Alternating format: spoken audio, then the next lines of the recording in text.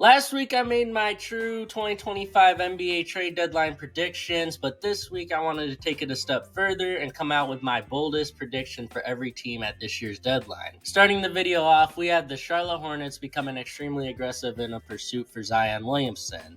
Zion Williamson is on the New Orleans Pelicans, and with the Pelicans becoming sellers and Zion playing pretty good basketball when he's been healthy, there has never been a better time for this deal to happen. And my bold prediction is it finally happens this year. I can't make a bold prediction for the New York Knicks because I really don't see them being able to do anything to help address their needs. With a solidified starting lineup, the Los Angeles Clippers will need to address their bench unit as it is kind of weak right now. So I'm expecting them to go out and trade for a true backup big to Zubac and a veteran guard. My bold guess is Marcus Smart or Jordan Clarkson end up there as the backup guards, and Drew Eubanks is the backup big they get. Heating up a little bit now, we have the Chicago Bulls, one of the bigger names to look out for this year. I think the craziest thing we could see is that both Zach LaVine and Nikola Vucevic are dealt in the same trade. It is a three-team deal involving the Suns, Bulls, and Warriors, and in that deal, Zach LaVine would end up in Phoenix, Nikola Vucevic would end up in Golden State, while the Bulls would land Bradley Beal.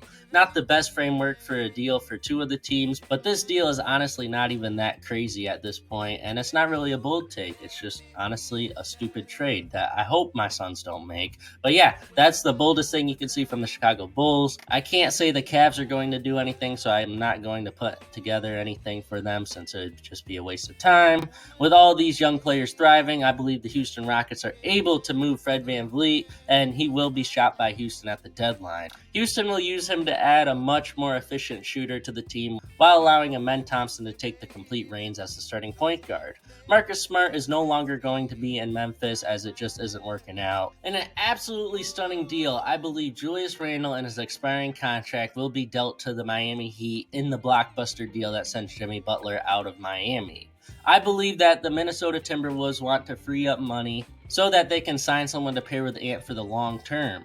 Moving Randle could allow them to add more assets as well if they opt to go to the direction of a trade rather than just signing a player. You know the Thunder could go out and land a Cam Johnson or some other big name player, but with the assets they have and the injuries playing somewhat of a factor in their season, they do need to have precautions in place. With the Atlanta Hawks losing Jalen Johnson for the year, they might just sell high on Larry Nance and end up trading DeAndre Hunter, and the Thunder could take advantage of that and add both at the deadline in an insane deal. The Wizards aren't going to do anything, let's not waste time. With the Boston Celtics struggling to win with Kristaps Porzingis so far, it may be ridiculous, but there is a chance they could trade him. Extremely unlikely, but if there is a deal on the table that Boston clearly wins, it wouldn't be ridiculous to say Porzingis has at least a 1% chance of being traded, but that's obviously very bold. No Jalen Johnson means the Atlanta Hawks are going to become big sellers and try to load up on draft capital.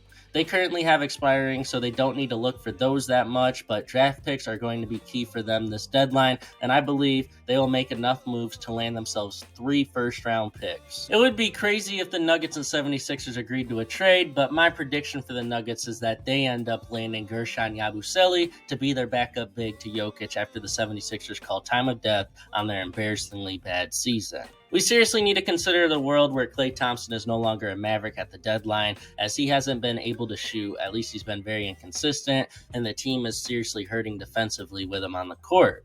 There isn't really a way to keep him playing starting and closing minutes with his deficiencies right now, so we need to look at the possibility of Klay Thompson being dealt. And I think there is actually a bigger chance of it than we may think right now. The Brooklyn Nets are striking big this year by having the most sought-after player on the market. Because of that, my bold prediction for the Nets is that they end up getting 4 first-round picks for Cam Johnson, which would be insane, but could actually happen. Staying with the Nets, the Indiana Pacers are rumored to be moving Miles Turner, but at the same time, the Pacers are aggressively pursuing Nets wing Cam Johnson. My bold prediction is that the Pacers land Cam Johnson in a deal that ships Miles Turner out of Indiana. Following one center with another, Jakob Poeltl is going to find himself dealt at the deadline if Toronto is smart, and when he is dealt, I think the Raptors will get 2 first-round picks for him, shockingly. A De'Aaron Fox trade is a huge possibility now, which is crazy to say, but a deal that sends him elsewhere will happen, in large part because the Utah Jazz will send both John Collins and Colin Sexton to Sacramento in that deal as the third team in a blockbuster. That is my guess for the Jazz, as I think they will end up getting the Hawks 2025 pick from the Spurs, or at the very least, another extremely valuable pick. They are going to facilitate any Fox deal in Utah, though, I believe. The Golden State Warriors are going to disappoint us all at the deadline, but let's make a crazy, bold prediction.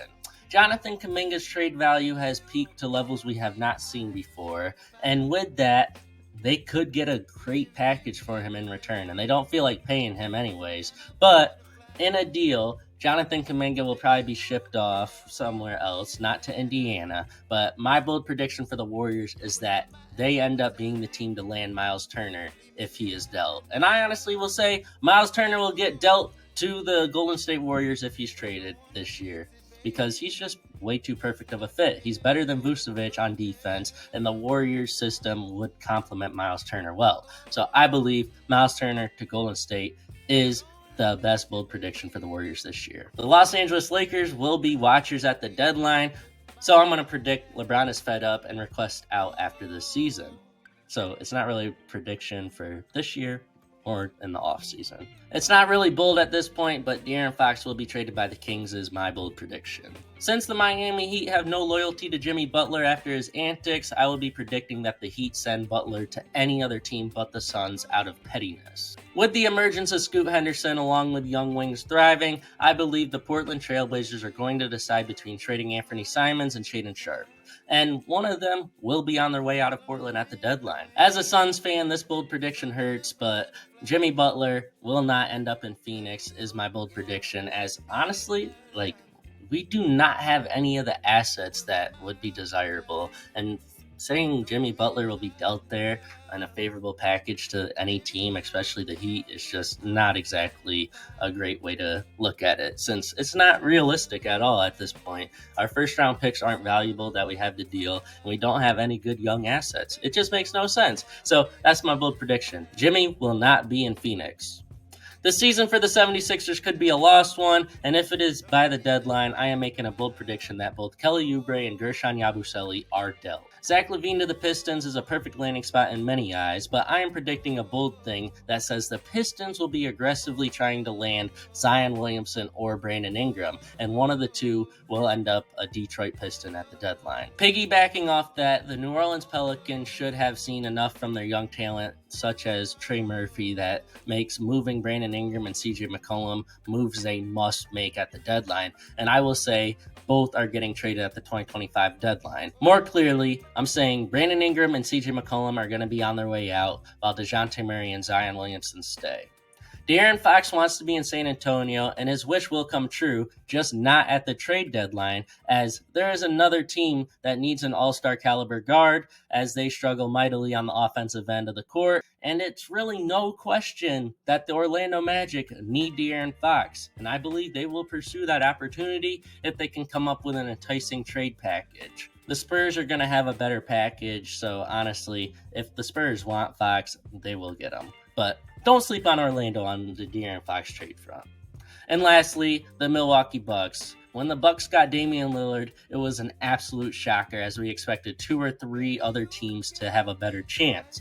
Looking at it now, it might actually be the best prediction to make by saying Jimmy Butler will be joining Giannis and Dame in Milwaukee, considering everything we know about how the franchise operates and the glaring fact that they have a favorable return for Miami, and it could be a 2 or 3 team deal.